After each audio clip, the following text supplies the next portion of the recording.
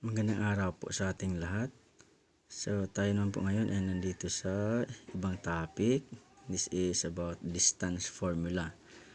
Ibig sabihin, hanapin po natin yung distansya ng bawat points. Okay, for example, we have point A. Now, si point A is located at -3 and 4. Ibig sabihin, si X ay -3, si Y ay positive 4. At point B, si X pa din ay positive 5 at si Y ay negative 2. Okay, so ito po yung formula natin gagamitin. We have this stands for distance, square root of quantity x sub 2 minus x sub 1 square plus quantity square y sub 2 minus y sub 1. Anong gagawin po dito? Mag-assign po tayo dito sa dalawa kung saan dito ang makakatanggap ng mga sub 2 at sub 1. Okay, so pwedeng ito si A, sila ang magiging sub 2 at si B, sila ang mga sub 1. So para madali po natin makita kung sino si X sub 2 at sino naman si X sub 1.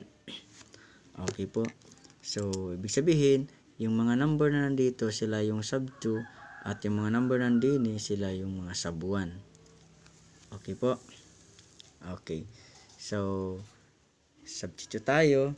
We have x sub 2 2x sub 2. So ito yun si x. So that is -3. Okay. So we have -3 minus x sub 1 po natin. So ito kasi mga 1. So x sub 1, x. Ito yun. So 5. Okay. So 5 square plus y sub 2. So ito yung 2 natin, mga 2. Na ito si y. So sub 2 is 4.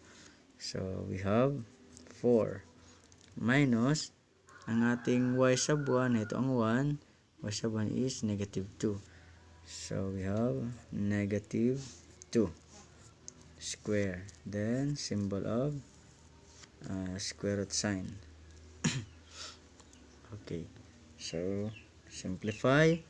We have -3 at -5, so magiging -8 square. Bakit -8? Kasi meron ka ditong negative, may negative ka pa dito, so add mo yung dalawa.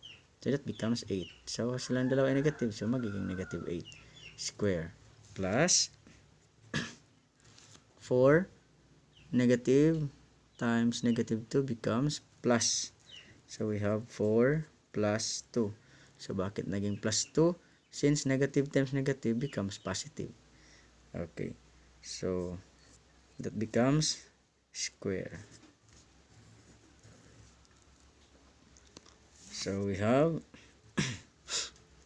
dalawang -8 becomes positive 64 plus 4 plus 2 becomes 6 square. So, kopyahin uli, 64 plus dalawang 6 becomes, multiply becomes 36. So, add silang dalawa, 64 plus 36 becomes 100. Okay po. So, 4 plus 6 becomes 0, carry 1, 3 plus 6 becomes 9, plus 1 becomes 10.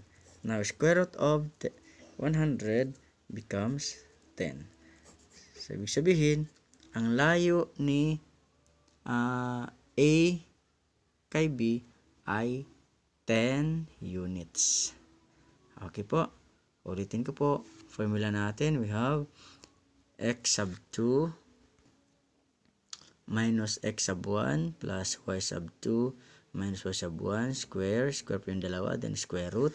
So mag-assign po tayo dito kung sino ang makakatanggap ng mga sub 2 at sub 1. So pwede naman yung magkabaliktad. Pwede si B ang sub 2, si A ang sub 1. Wala pong problema dun. Pareho din po ang resulta. Magiging 10. Okay po. So dito, ang mga sub 2 po natin ay yung A, mga number na A. At ang mga sub 1 po natin ay yung mga coordinates ni B. Okay po. So si A ay, so ang ating x sub 2, ay si negative 3. So, negative 3. Then, ang sub 1 is 5. So, minus 5. Then, square. Plus 4. Y sub 2. Na ito yung y sub 2 natin. Y. Ito yung 2 niya symbol. So, y sub 2. That is 4. Minus, pag ito galing dito, minus, ano si y sub 1? So, ito. So, 1. Na ito yung y. So, negative 2. So, negative 2. So, pag kayo multiply ang negative 2 at negative becomes positive. So, pareho sila positive. So, magiging 6. At si negative 3 at negative 5, pag pinag-add yan, puro negative, magiging negative 8. So, dalawang negative 8 multiply, magiging positive 64. So, 64 at saka dalawang 6, yan, ang dalawang 6 magiging 36 plus 64 magiging 100. Square root ng 100 becomes 10.